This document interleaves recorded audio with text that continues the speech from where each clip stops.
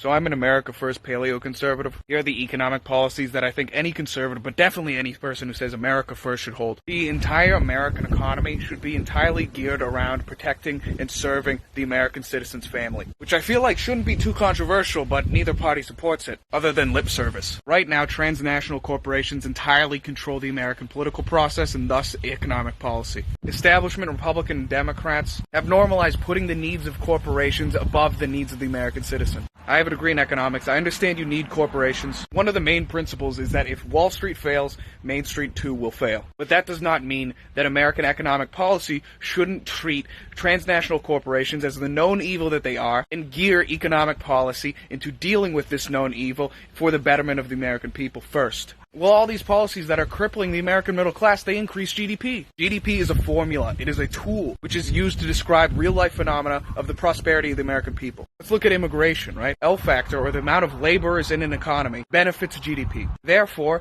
the establishment policy of increasing immigration on right and left is good, right? Well, L factor experiences diminishing returns. More laborers you have in an economy, the less of an impact on GDP it has. And what does this mean to the American people? It means your job market is now incredibly saturated. It means that now, due to the increased supply of workers in a job market, you will experience lower wages for the same job you're doing, less job security. The ones who benefit are now the corporations who don't have to care about you, who don't have to provide you livable wages. These same corporations are being empowered by the establishment politicians to ship jobs overseas to countries that do not have the same working standards as America, and thus they can pay them slave wages and force them to work 15-hour days, harming the American citizen's family, but increasing GDP. Putting more money in the pockets of these transnational corporations, and thus more money into the pockets of the politicians writing the laws who are also being funded, bought, and sold by the corporations. When is the last time an American economic policy actually benefited the middle class? Because I can tell you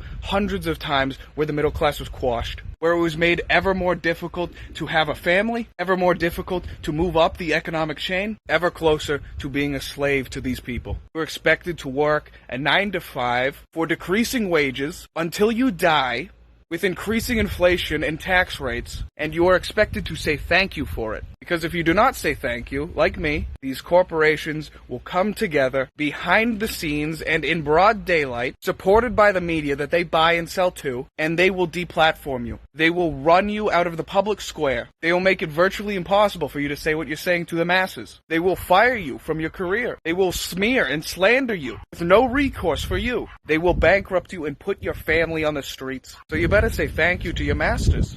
If you do not have a voice in your government, you are a slave. And right now, the American middle class, the salt in the earth, which made this country, has no voice. Because we don't have a lobby supplying hundreds of millions and billions of dollars every single year to buy politicians for us. You are a slave.